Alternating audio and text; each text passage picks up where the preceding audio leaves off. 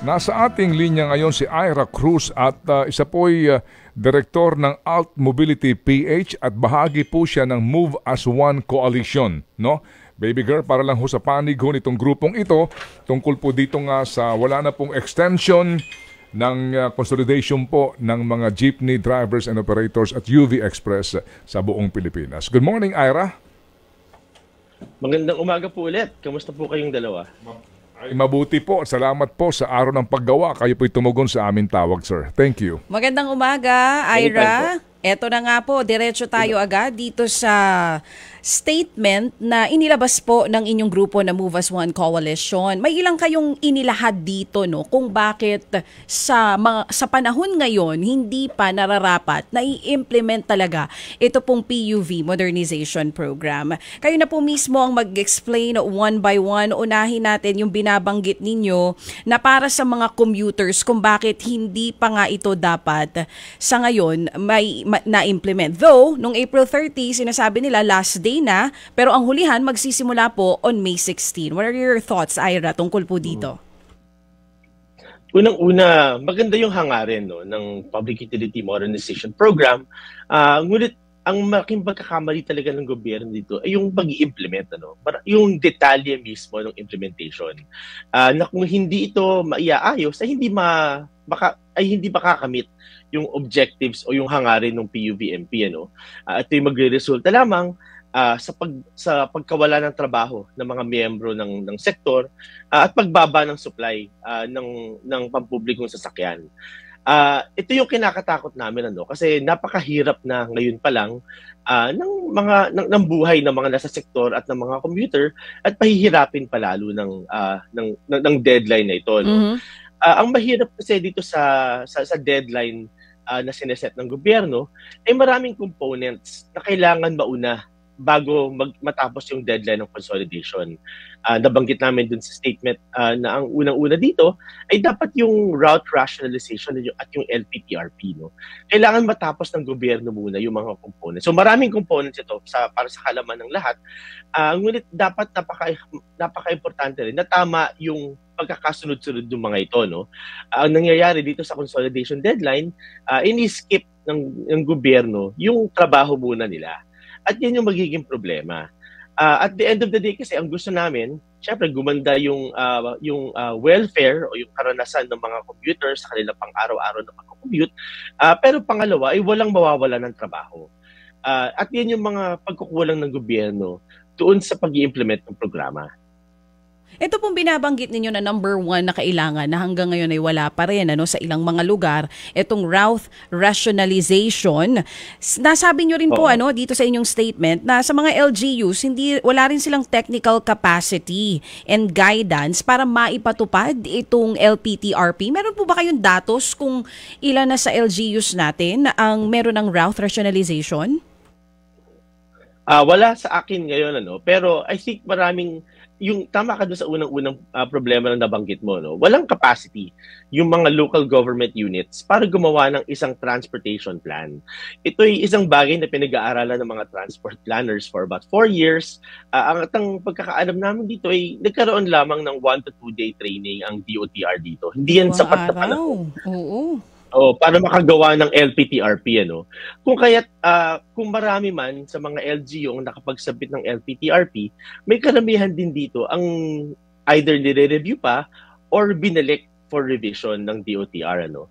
Napakahalaga nitong LPTRP, no, para sa lahat kasi ito yung magsasaayos. Ang i-illustrate ko muna, no. Ang nangyayari ngayon kasi nagkakasala sa labid or patong-patong nag-overlap yung mga routes, ano. At ang hangarin nitong LPTRP na to ay isaayos yung ruta na yan, ano, parang walang sala sa labid. At pangalawa, para masigurado na lahat ng area ay masiservisyohan ng pampublikong transportasyon. Yan yung dalawang kahalagahan ng LPTRP. At pagkatapos ng LPTRP, magkakaroon na ng route rationalization, meaning based on that feedback, aayusin na ngayon yung mga ruta. At yan yung nagiging problema kasi hindi pa ayos yung mga ruta, pinagko-consolidate na under some routes yung mga GP drivers. So yung grouping nila ay hindi base doon sa final grouping. At ang kinakatakot namin dito, unang-una, magkakaroon ng reconsolidation down the line. At pangalawa, yung iyong kahalagahan ng consolidation at yung route rationalization ay para maisaayos yung kita ng mga tsuper, at ng mga operators at ng jeepney drivers. At yan yung dapat munang pag-usapan, yung profitability muna at yung paninigurado na may masasakyan at may serbisyo para sa lahat ng commuters. Ngayon, pag binabadali nila yung consolidation at naiiwanan itong mga bahaging ito, ito yung nagiging problema dun sa programa na kinakatakot namin na hindi ma-atim yung hangarin ng programa. Isa din sa binabanggit ninyo kung bakit talaga hindi magtatagumpay itong PUVMP or yung modernisasyon nga nitong mga PUVs natin, dahil hindi rin klaro at malinaw yung compensation mechanisms para doon sa mga sasali at higit sa lahat para din doon sa mga hindi sasali dito sa programa. Oo, ayan yung yan yung binanggit namin sa government support for operations. Kasi kailangan din mabigyan ng karampatang kaalaman yung mga cooperatives na mabubuo kung paano yung tamang pamamaraan o yung tamang pag-ooperate para masigurado na sila ay kikita. At yan yung nangyayari ngayon kasi may mga nauna na nag-organize ito cooperatives at ang nangyayari, masama yung feedback. At dahil kulang nga yung government support para sa mga cooperatives na yun, ito yung mga bagay na dapat ay iniisa-isa ng gobyerno. Kung kaya kasama rin sa statement na inilabas ng MOVE as One, ay baka mas maganda na hindi i-implement sa buong bansa agad-agad.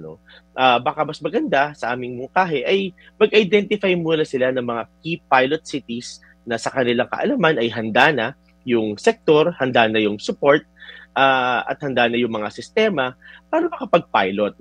Iba-iba rin kasi ang pangangailangan at experience at behavior ng iba't ibang syudad, kung kaya hindi mo pwedeng i-apply sa lahat ng lugar ang isang framework. Sa aming pagkausap sa mga ibang mga jeepney operators, iba-iba talaga yung kanilang design. At maganda yun, kasi nakikita nila mismo na ito yung design na gumagana para sa kanila. At kung kailangan talaga i-pause yung consolidation muna talaga, at mag-isipan ng mabuti.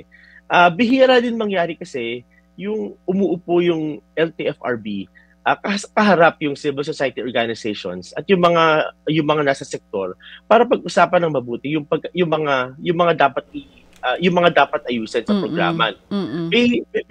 Merong punto yung both sides, ngunit kailangan ayusin.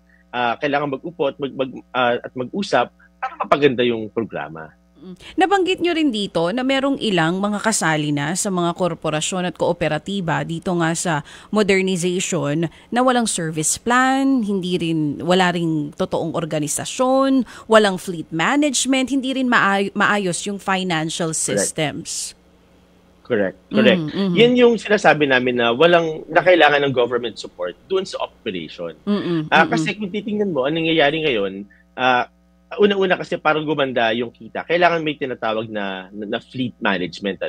Meaning, hindi dapat lumalabas lahat sabay-sabay. Kasi mangyayari dyan, pag mababa pa yung demand at sabay-sabay lumabas, pare-pareho silang malulugi. Ngunit, kailangan merong framework na kapag ikaw yung naatasan na hindi lumabas, kailangan hindi mawawala yung kita mo. Yan yung organizational framework na dapat itinuturo o dapat ay iniisip ng gobyerno kung paano maipapatupad. Kailangan din yung fleet management system para merong sistema na maggagabay sa mga jeepney drivers kung sino muna yung lalabas, ano muna yung demand na pangangailangan. Syempre, kailangan din ng ito rin yung mga problema, kailangan din ng mga pag-aaral.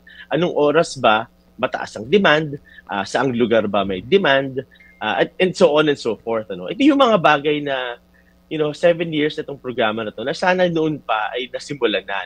At nakakalungkot dito, tuwing magkakaroon ng extension, wala na bang ibang ginagawa yung gobyerno? Sana may extension tapos gagamitin nila yung panahon para ayusin yung programa.